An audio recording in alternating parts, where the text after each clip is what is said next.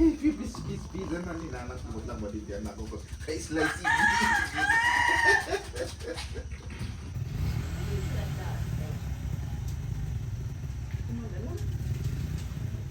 May action pang mo again.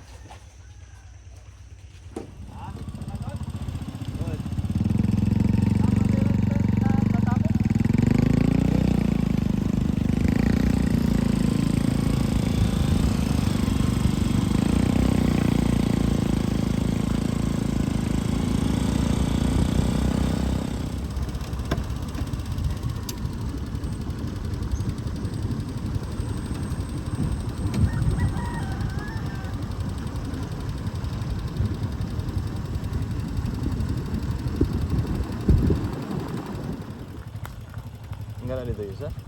Okay. Okay. Yeah. Ay nga dito yun. Nasa mga 20 minutes pa iso. And around 20 minutes din na ride dun sa kulong-kulong from our homestay. Papunta dito sa jump off point. So ang unahin namin is Chintab Awasay. Yung malaking inactive volcano dito sa Babuyan Island.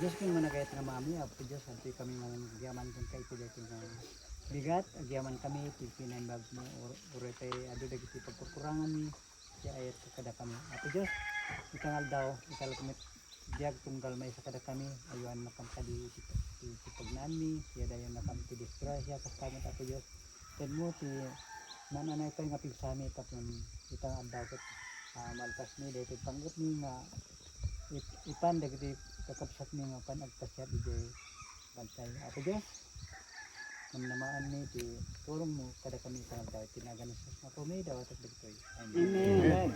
Okay. Picture tayo pa yun.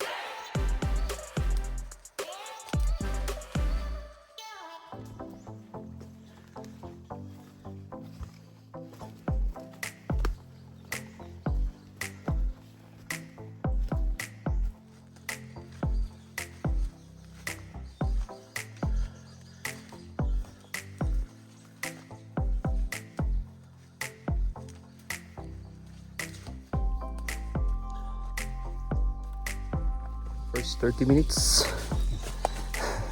ng hike. So far, easy to moderate pa rin naman yung difficulty. So medyo masukal tong trail. which is talagang masasabi mo na bihira lang yung maakyat dito.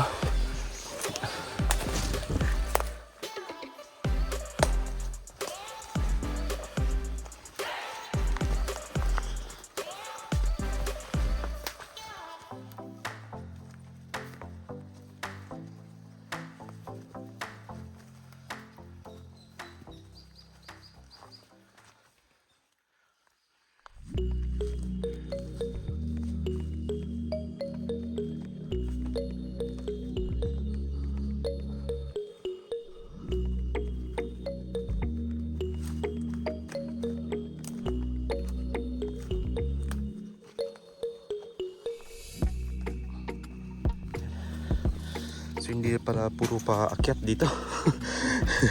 May pababa. So dadaan tayo sa isang malalim na valley. And then most likely baka aakyat ulit doon.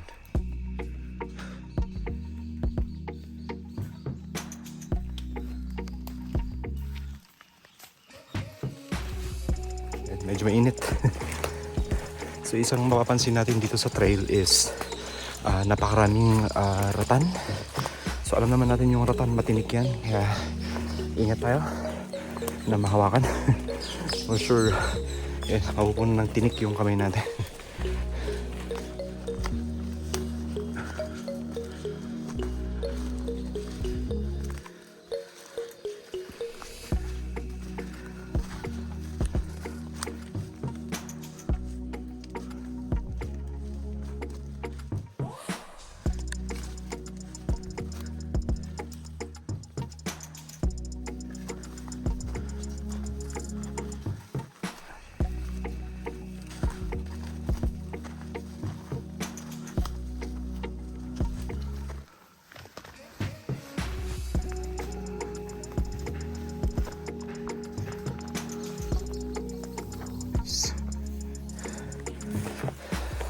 Parang sa buong hike namin, ito pala yung first na assault.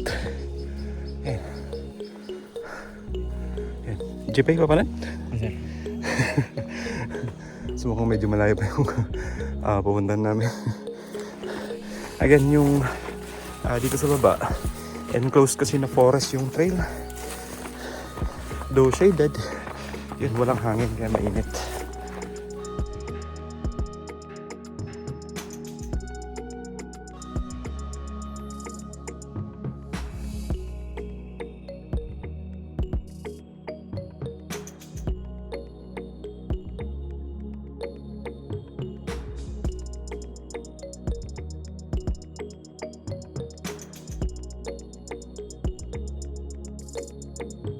Around 1 hour ng hike namin.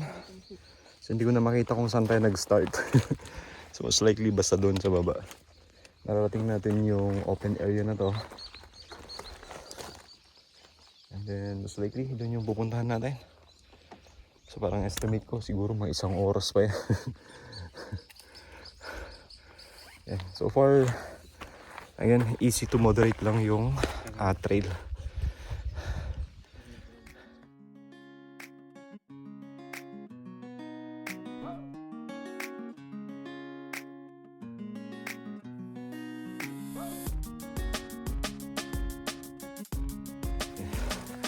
Mapapansin talaga natin dito sa part na to ng trail, napakaraming pitcher plant. And then ito, mukhang papasok na ulit tayo sa gubat.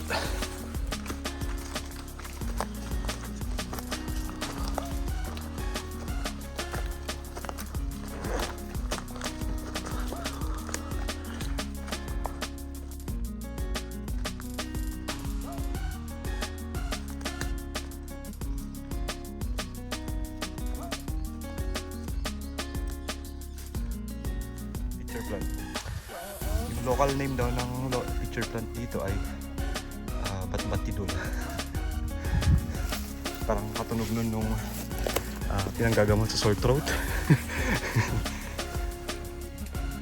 Masikat na yung araw. Ayan, buti. May hangin na.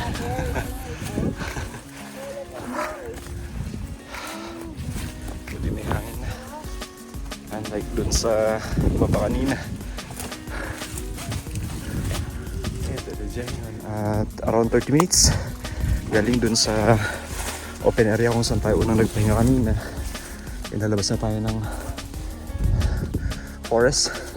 And parang ito para siyang dwarf forest. Para around 5:30, 5:45 yata. And around 1 hour and 30 minutes, tanaw na natin yung Babuyan Claro proper. Sa Moss Lake, di ba dito yung stay namin. And ito yung ito ano ba to? Ito.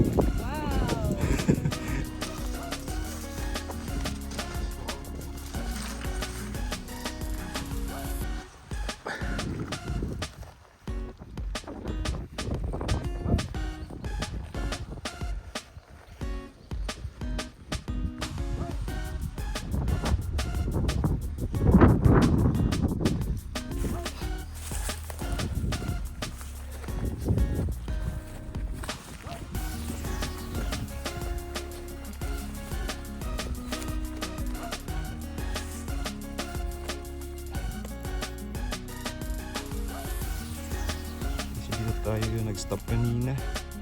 So parang nandun pa yung mga ibang kasama namin.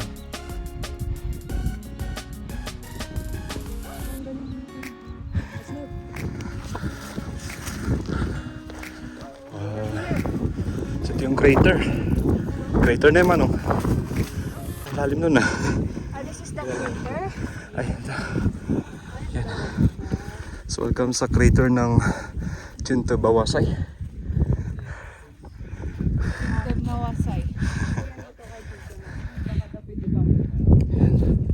After 1 hour and 45 minutes na hike, narating natin yung crater ng Chinto Bawasay.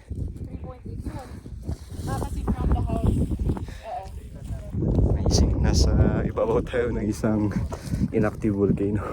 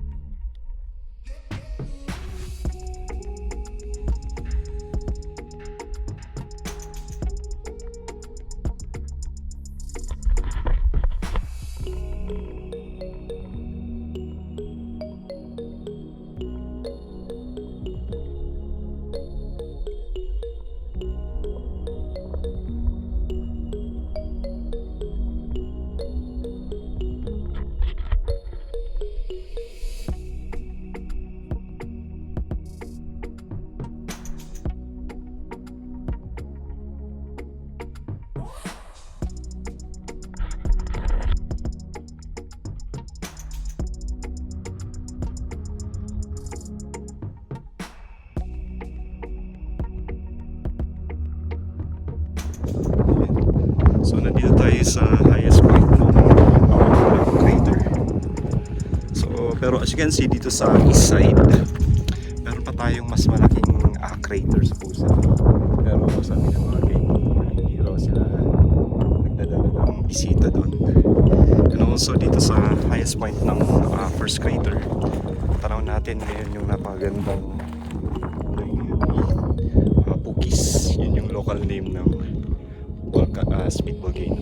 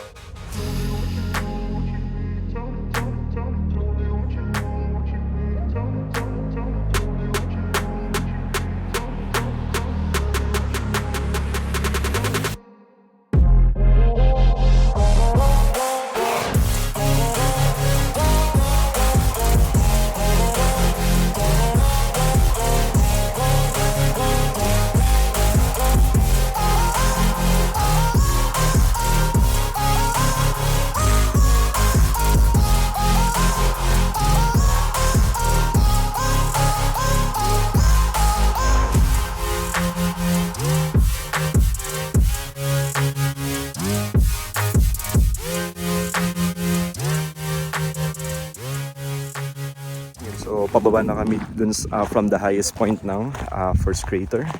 So bali, inikot lang namin talaga tong first crater. And then, ayun. Kanina, mahihain pa siya pero nagpapakita na si Pukis or Smith Volcano.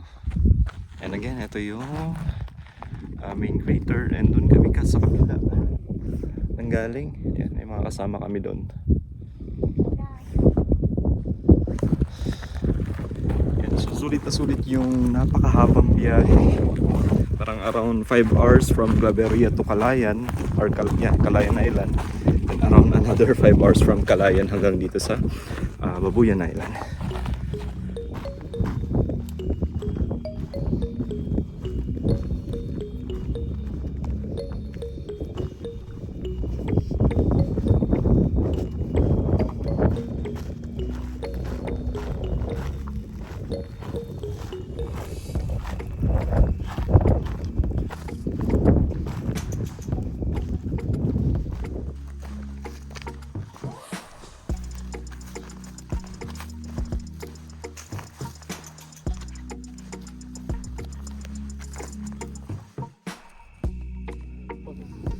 Yun na ikot na namin yung crater. So again, yung sa side na yun, doon yung viewpoint ng Pukis or the Smith Volcano. Ape nga nga Smith Volcano uncle na gano'n? Jay. Ape nga Smith yung panaganda. Nakasamot ka lang nga McFarlan. Smith JP yan yung nakadiscover nor ng Napan. napan. Pura ano. Nga white. Panaganda ka. Western, okay. So parang may western daw na namasyal dun sa vulkan dun sa Pukis. So kaya tinatawag siya ngayon as Smith Volcano dahil Smith yung last name niya. And so far, amazing experience, amazing hike dito sa Babuyan Island. Pagdating pala sa mga fees dito sa Babuyan Island, pagpasok natin dito sa Babuyan Island, kailangan nating magbayad ng 1,000 pesos na environmental fee. So as you can see, medyo may kataasan yung price kasi this is a protected land area or protected area siya and ancestral domain ng mga Ibatan. So sila yung nag-set ng rules na yun to control yung entry ng mga bisita. They are not promoting this part as a tourist destination, pero kung may gustong bumisita, welcome naman. And then when it comes dito sa hike natin dito sa Chintabawasay, 1:1 yung guide, which is magbabayad tayo ng 1,000 pesos per guide. So yun, kung ito lang yung gagawin natin, that will be 2,000 pesos na. So which is yun, 1,000 pesos na environmental fee and 1,000 pesos na guide fee. And almost 2 hours na rin yata namin dito or more than 2 hours dito sa Chintabawasay. And traverse pala kami, hindi back trail. So ayun, exit yata natin dito ay yung view ng Smith Volcano. Dito yung Mark.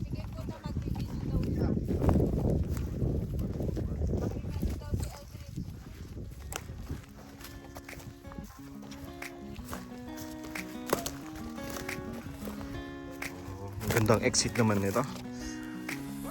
Clear na siya.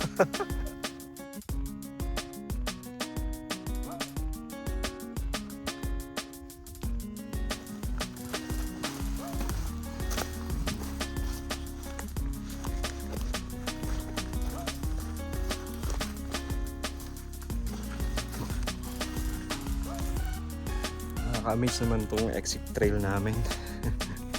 So parang minsan mahirap tumingin sa dinadaanan mo. Matutulala ka na lang sa ganda ng Smith Volcano. Yan.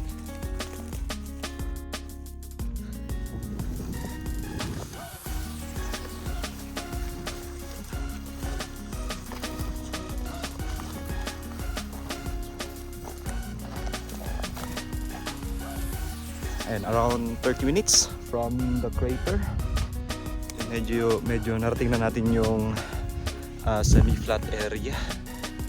Yun, yung type of trail, loose soil, loose rock. Kaya Ayan, dapat magdala tayo ng proper footwear for hiking. And also, open area na to. Kaya medyo may kainitan. So advisable magdala tayo ng sapat na tubig. At again, amazing hike. Amazing hike dito sa Babuyan Island.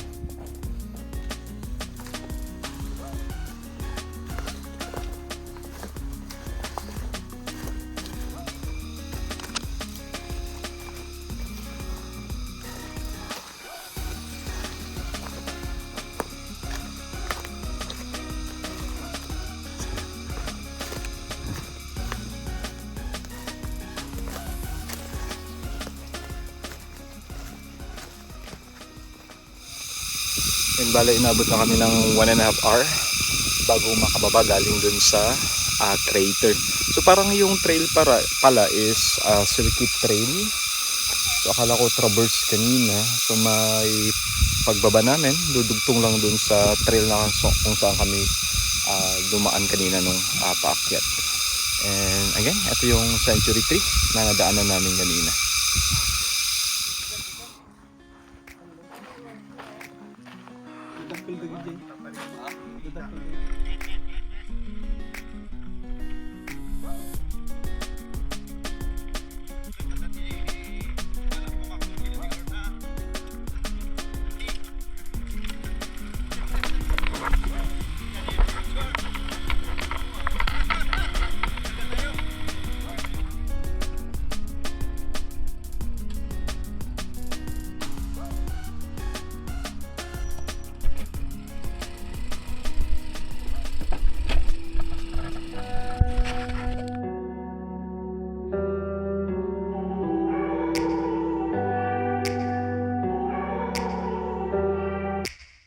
Take me back to a place where I felt at home. Take me back to a day when we weren't alone. Take me back to an age when the world felt small. Way back before we blew it all. Take me back to a place where I felt at home. Take me back to a day when we weren't alone.